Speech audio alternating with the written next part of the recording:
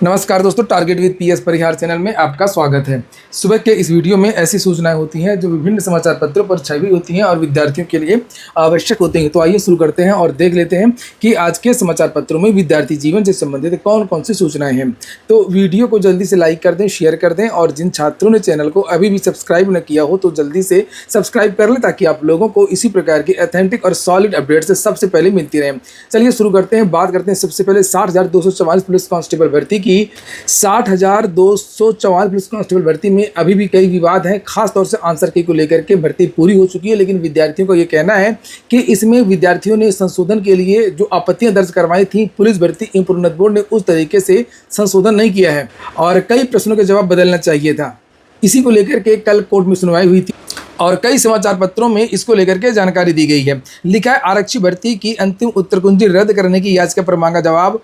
और इस भर्ती में आंसर की को लेकर के भी मामला कोर्ट में है और मार्कशीट को लेकर के भी मामला कोर्ट में है और प्रतीक्षा सूची को लेकर के भी मामला कोर्ट में है। यहाँ पर देखिए लिखा है, उत्तर प्रदेश पुलिस आरक्षी भर्ती 2023 में 60,244 पदों पर जारी अंतिम चयन परिणाम और 30 अक्टूबर 2024 की अंतिम उत्तर कुंजी निरस्त करने की मांग वाली याचिका पर इलाहाबाद हाई कोर्ट ने पुलिस भर्ती एवं प्रोन्नति बोर्ड के सचिव से जवाब तलब किया है। न्यायमूर्ति मनीष कुमार निगम की एकल पीठ ने अमरनाथ यादव व अन्य की याचिका पर सुनवाई करते हुए बोर्ड को 3 सप्ताह में जवाब दाखिल करने का आदेश दिया है। याचियों को जवाब पर प्रत्युत्तर दाखिल करने के लिए 1 सप्ताह का समय दिया गया है और मामले की अगली सुनवाई 4 सप्ताह बाद होगी। याचियों की ओर से अधिवक्ता अनिरुद्ध पांडे ने अदालत को बताया कि 60,244 आरक्षी पदों के लिए करीब 45 लाख विद्यार्थियों ने आवेदन किया था और इसी को लेकर के अन्य समाचार पत्रों में भी जानकारी दी गई है, जिससे आप लोग यहाँ पर देख सकते हैं। और यहाँ पर ये दूसरा समाचार पत्र अमर उजाला, जिसमें लिखा हुआ है, अधिवक्ता का कहना है कि पहली उत्तर कुंजी पर ऑनलाइन आपत्तियां दर्ज कराने के बावजूद संबंधित प्रश्नों और उत्तरों में सुधार नहीं किया गया है। अगर आप लोगों ने भी पुलिस भर्ती की ये परीक्षा दी है और आपको लगता है कि भर्ती बोर्ड ने आपकी आपत्ति पर कोई सुधार नहीं किया है, तो आप लोग भी ये जो केस देख रहे हैं ये अधिवक्ता से संपर्क कर सकते हैं। अनिरुद्ध पांडे, ये इनका नंबर है। अधिक जानकारी इस केस के बारे में, अधिक डिटेल्स आपको इस नंबर पर मिल जाएगी 9889821819। अनिरुद्ध पांडे पुलिस कांस्टेबल भर्ती के अन्य केस भी देख रहे हैं, जैसे रिवाइज आंसर की का तो केस देख ही रहे हैं। प्रतीक्षा सूची वाली भी इनकी याचिका है कि पुलिस कांस्टेबल भर्ती में वेटिंग लिस्ट निकाली जाए और इसी तरीके से एक याचिका इनकी मार्कशीट को लेकर के, जो पुलिस कांस्टेबल भर्ती में जो परीक्षा हुई है उसमें सभी विद्यार्थियों की मार्कशीट जारी की जाए। और अब हम लोग बात करते हैं एनटीए की। आज के समाचार पत्रों के माध्यम से जानकारी दी गई है कि एनटीए ने यूजीसी नेट की 3 परीक्षा निरस्त। ये देखिए, नेशनल टेस्टिंग एजेंसी ने यूजीसी नेट जून 2026 के 3 विषयों अंग्रेजी, कॉमर्स और सोशियोलॉजी की परीक्षा रद्द कर दी है। सोशियोलॉजी पेपर गूगल ट्रांसलेट एवं आउट ऑफ सिलेबस था, जबकि अंग्रेजी और कॉमर्स के पेपर में 2024 की परीक्षा वाले कई प्रश्न पूछे गए थे। विवाद के बाद पूरे का पूरा आ गया था ये पेपर, बड़ा विवाद हुआ था। विवाद के बाद जांच के लिए बनी कमेटी की रिपोर्ट के आधार पर एनटीए ने तीनों विषयों की परीक्षा रद्द करने का फैसला किया है। अब अंग्रेजी की परीक्षा 9 सितंबर को पहली शिफ्ट में सुबह 9 से 12, जबकि उसी दिन दूसरी शिफ्ट में दोपहर 3 से 6 बजे तक कॉमर्स का पेपर होगा। सोशियोलॉजी की परीक्षा 10 को होगी, पहली शिफ्ट होगी 9 से 12 और एनटीए ने कहा कि पीएचडी दाखिला में देरी नहीं होगी क्योंकि 84 विषयों का रिजल्ट समय पर जारी कर दिया जाएगा। तो एक बार ये फिर से चर्चा शुरू हो गई है कि आखिरकार एनटीए की जो परीक्षाएं होती हैं वो बार बार रद्द क्यों होती हैं, एनटीए की परीक्षाओं के पेपर लीक क्यों होते हैं। और अन्य समाचार पत्रों में भी, मीडिया में ये खबर काफ़ी छाई हुई है कि एनटीए फिर सवालों के घेरे में यूजीसी नेट में भी गड़बड़ी हो गई। कहाँ से पेपर बनवाते हैं, एआई से बनवाते हैं, क्या करते हैं, कुछ समझ में नहीं आ रहा। देख सकते हैं, लिखा है, प्रश्न पत्रों में मिली ढेरों गलतियाँ, दोहराव के बाद लिया गया फैसला। मतलब लगभग पुराना पेपर पूरा का पूरा जो है वो दोबारा दे दिया था इन्होंने। अगली सूचना है राजर्षि टंडन ओपन यूनिवर्सिटी। राजर्षि टंडन ओपन यूनिवर्सिटी में अगर किसी को एडमिशन लेना है किसी कोर्स के लिए तो वो एडमिशन ले सकता है। इसकी लास्ट डेट अब 30 तारीख तक बढ़ा दी गई है। लिखा है, उत्तर प्रदेश राजर्षि टंडन मुक्त विश्वविद्यालय में जुलाई सत्र के विभिन्न पाठ्यक्रमों में प्रवेश लेने वाले अभ्यर्थियों के प्रवेश की तारीख 30 अगस्त तक बढ़ा दी है। पहले प्रवेश 15 अगस्त तक होने थे। प्रवेश प्रभारी प्रोफेसर जयप्रकाश यादव के अनुसार 30 अगस्त के बाद में प्रवेश स्वीकार नहीं होंगे। विभिन्न पाठ्यक्रमों में प्रवेश लेने के इच्छुक अभ्यर्थी निर्धारित समय अवधि में प्रक्रिया पूरी करें। मुक्त विश्वविद्यालय के 2 सत्रों में बड़ी संख्या में विद्यार्थी स्नातक, परास्नातक, डिप्लोमा प्रमाण पत्र और अन्य पाठ्यक्रमों में प्रवेश लेते हैं। अगली सूचना है शिक्षा सेवा चयन आयोग की। छोटी सी खबर है लिखा है पारदर्शी भर्ती के लिए आधुनिक तकनीक पर बल। और ये बयान है शिक्षा सेवा चयन आयोग के चेयरमैन डॉक्टर प्रशांत कुमार का। लिखा भर्ती आयोगों शिक्षण संस्थानों में 80वां स्वतंत्रता दिवस पूरे उत्साह से मनाया गया। उत्तर प्रदेश लोक सेवा आयोग के अध्यक्ष श्री नेत ने ध्वजारोहण किया। वहीं पर उत्तर प्रदेश शिक्षा सेवा चयन आयोग में अध्यक्ष डॉक्टर प्रशांत कुमार ने राष्ट्रीय ध्वज फहराया।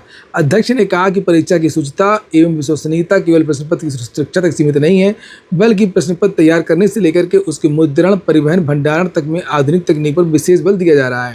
इसको लेकर के शिक्षा सेवा चयन आयोग ने एक विज्ञप्ति जारी की थी, जिसे आप लोग यहाँ पर देख सकते हैं, जिसमें स्वतंत्रता दिवस का जो कार्यक्रम मनाया गया था उसके बारे में भी जानकारी दी गई थी और परीक्षाओं को लेकर के भी जानकारी दी गई थी। यहाँ ये चेयरमैन का बयान लिखा हुआ है। माननीय अध्यक्ष महोदय द्वारा ये कहा गया कि तकनीकी तभी प्रभावी और सार्थक सिद्ध हो सकती है जब उसके साथ ईमानदार क्रियान्वयन, स्पष्ट उत्तरदायित्व एवं सुदृढ़ प्रशासनिक इच्छा शक्ति सुनिश्चित हो।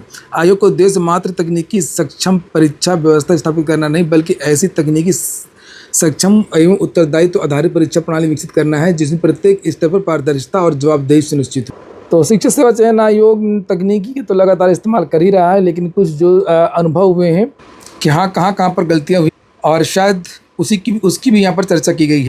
और बात भी सही है जो चेयरमैन ने यहाँ पर कही है कि तकनीकी का ईमानदार क्रियान्वयन सबसे ज़्यादा ज़रूरी है, और अगर उसका इस्तेमाल करने वाले ही गड़बड़ होंगे तो कैसी चीज़ें सही रहेंगी। और अगली जो सूचना है वो उत्तर प्रदेश लोक सेवा आयोग की भर्ती LT ग्रेड की है। कंप्यूटर बेस्ड की परीक्षा कल संपन्न हो गई। लगभग 86% विद्यार्थियों ने परीक्षा दी है, उसको लेकर के जानकारी दी गई। और अन्य समाचार पत्रों में भी पेपर के पैटर्न को लेकर के जानकारी दी गई है कि कंप्यूटर और घुमावदार सवालों में उलझे अभ्यर्थी। उत्तर प्रदेश लोक सेवा आयोग की ओर से रविवार को प्रशिक्षित स्नातक श्रेणी की मुख्य विषय की परीक्षा आयोजित होगी, मेंस की।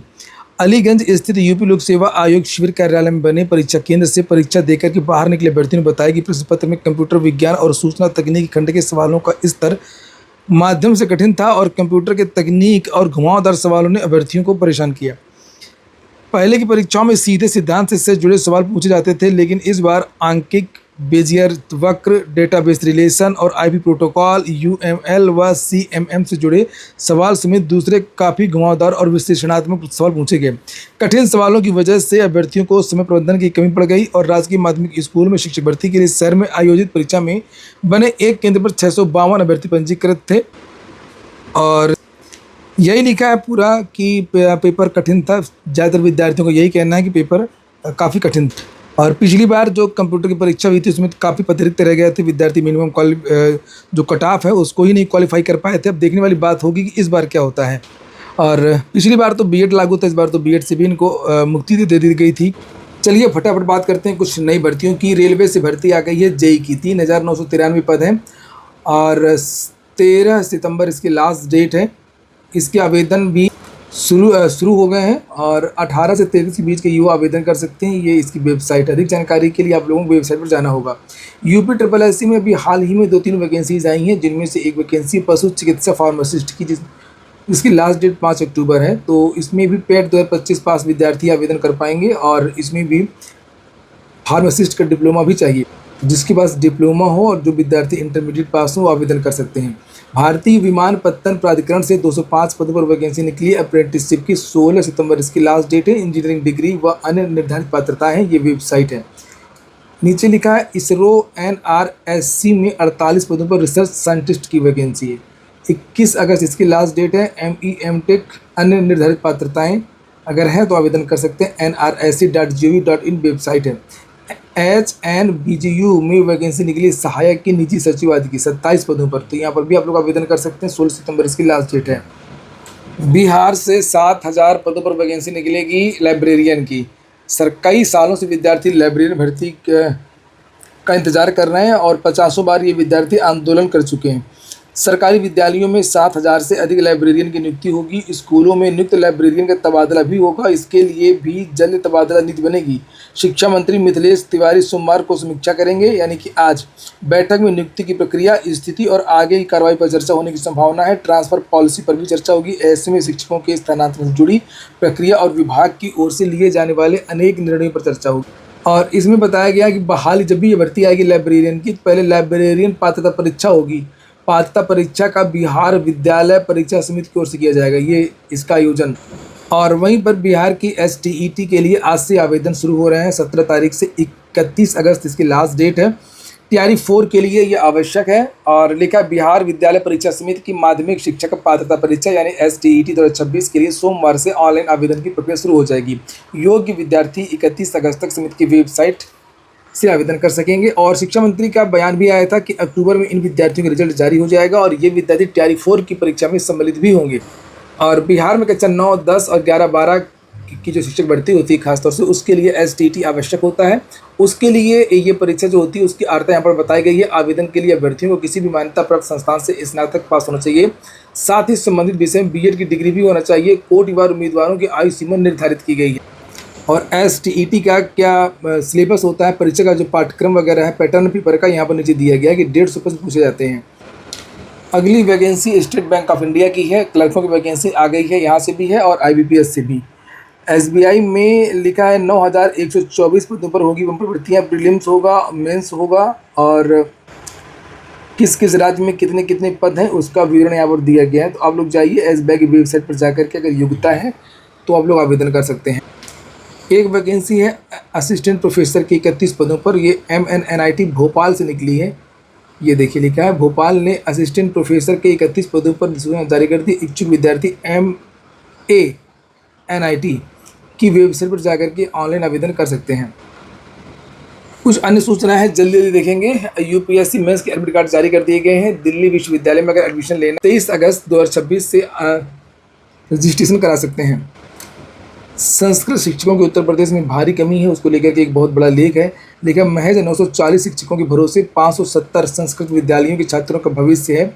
इसको लेकर के नियमावली बनाया गया है कि इसकी जो भर्ती है वो प्रबंधक करेंगे। इसकी इन विद्यालयों में भर्ती शिक्षा सेवा चयन आयोग नहीं करेगा। यहाँ पर लिखा भी चयन आयोग इसकी नियुक्ति नहीं करेगा और सरकार को इसके बारे में निर्णय लेना है।